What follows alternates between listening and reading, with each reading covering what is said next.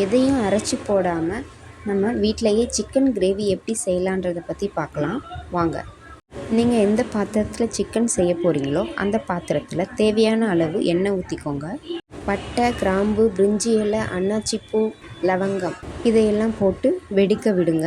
அடுத்து பச்சை மிளகாயும் கருவேப்பிலையும் பெரிய வெங்காயமும் சேர்த்து நல்லா வதக்கி விடுங்க. சிக்கனுக்கு ஏற்ற மாதிரி உங்களுக்கு எவ்வளோ வெங்காயம் வேணும், எவ்வளோ தக்காளி வேணுமோ சேர்த்துக்கோங்க. நான் ஒரு 1/2 கிலோ கறி சேர்த்துருக்கேன்னு நினைக்கிறேன், சரியாக எனக்கு தெரியல. எங்கள் வீட்டில் 1.5 கிலோவோ அல்லது 2 கிலோவோ சிக்கன் வாங்கிட்டு வந்திருந்தாங்க எங்கள் ஹஸ்பண்ட். டிவியில் ஒய்ஃபை கனெக்ட் பண்ணியிருக்கோம். இன்றைக்கி என் பொண்ணு நான் சிக்கன் செய்கிறேன்னு சொல்லிட்டு டிவியில் யூடியூப் பார்த்து சூப்பராக சமைச்சிருந்தாங்க.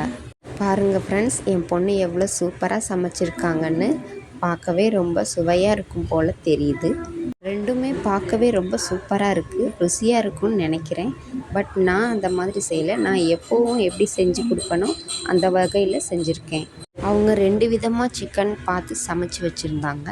அவங்க புதுசாக சமைச்சிருந்ததுனால எனக்கு கொஞ்சம் லைட்டாக பயமாக இருந்தது. நான் சிக்கன் கொஞ்சம் தனியாக சமைக்கிறதுக்கு எடுத்து வைக்க சொல்லியிருந்தேன். ஓகே, இப்போ நம்ம சமையலை பார்க்கலாம்.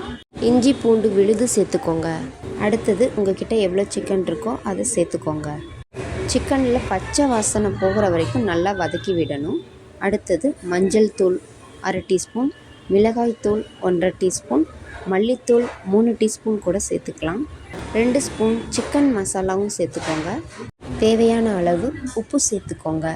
இந்த மசாலாவோட பச்சை வாசனை போகிற வரைக்கும் நல்லா கிண்டி விடுங்க. அடி பிடிச்சிடாமல் சிறிது நேரம் கழித்து மீண்டும் பெரட்டி விடுங்க. மசாலா சிக்கனோட பச்சை வாசனை போனதுக்கப்புறம் சின்ன டம்ளரில் 1 டம்ளர் தண்ணி ஊற்றிக்கோங்க.